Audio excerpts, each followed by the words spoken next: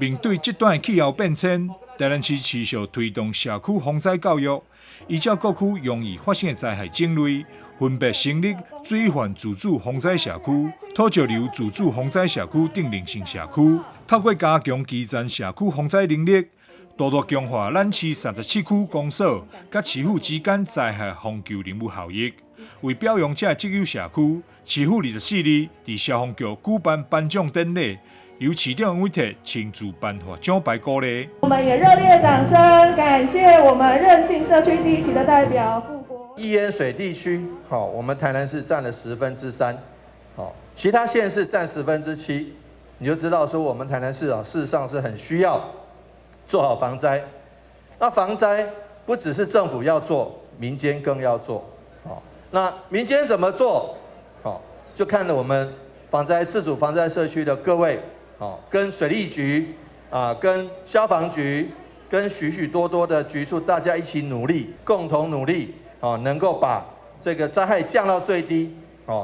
这个人工水会不行，有时候震灾，有时候火灾，有时候水灾，那都谢谢各位的努力。我们希望说打造一个安全的这个环境。透过参与灾害防救情景第3期计划，加强社区民众自主防灾意识，在灾害真正来临时，会当发挥防灾上大的效益。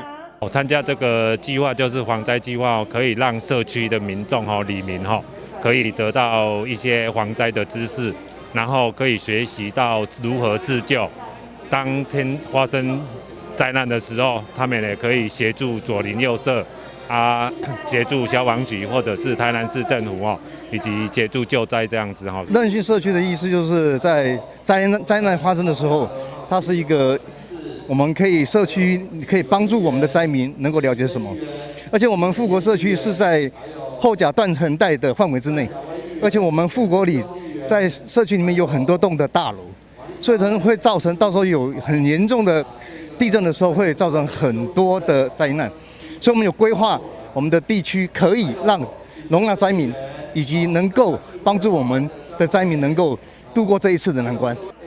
各社区也依照灾害种类，制作了各种的防灾手册，推广灾害防救知识。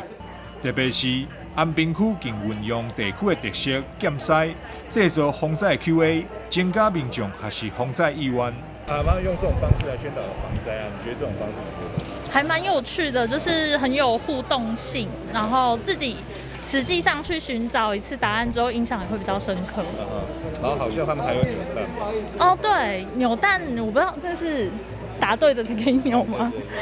对，那个扭蛋机我觉得也还蛮有趣的，就是会让人有想要去用的感觉。现在有很多人在那里排队。消局表示，防灾手册透过9大面向以及插画图片，以简单明白方式，教导大众在面对灾害时应该如何自救，保障自身生命财产安全。台南新闻张秀维采访报道。